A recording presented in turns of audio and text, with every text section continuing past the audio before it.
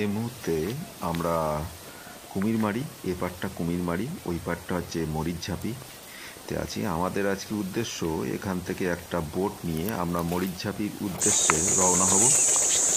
তা দেখুন, এই মরিচঝাপির উদ্দেশ্যে আমরা যাচ্ছি।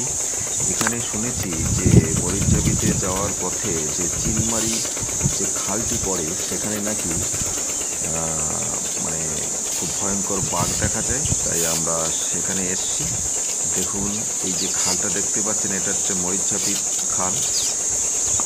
খুব ডেঞ্জারাস এরিয়া।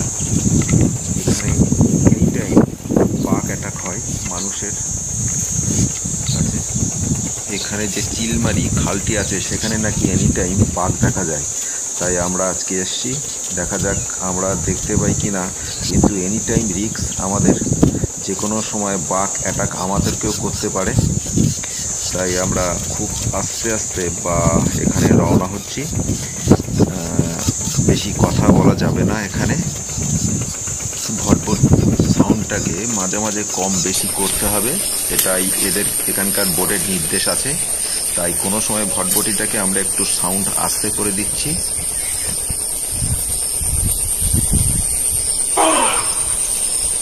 বাঘের গর্জন দেখুন, জঙ্গল থেকে ভেসে আসছে। আস্তে আস্তে আমরা কথা বলছি না বেশি, নিশ্চয়ই শুনতে পাচ্ছেন বাঘের গর্জন। ওই দেখুন, ওই চিলমারি খাল, দেখুন একটা বাঘকে আমরা দূর থেকে দেখতে পাচ্ছি।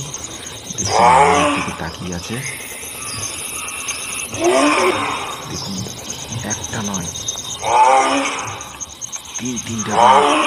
দেখুন আপনারা, দেখুন আমরা বেশি কথা বলছি না। আপনারা দেখছেন নিশ্চয়ই কতখানি ভয়ঙ্কর জায়গা। দেখুন কতগুলো বাঘ বসে আছে এই খালের মুখে। এখানে প্রতি বছর মানুষের মৃত্যুবরণ হয়। সেই এরিয়াতেই আমরা এসছি। আমাদের জীবনটাও এখন যে কোনো মুহূর্তে রিস্কের কাছে, তাই মাঝি ভাই কথা আমাদের বলতে বারণ করেছে। আমরা আস্তে আস্তে কথা বলছি।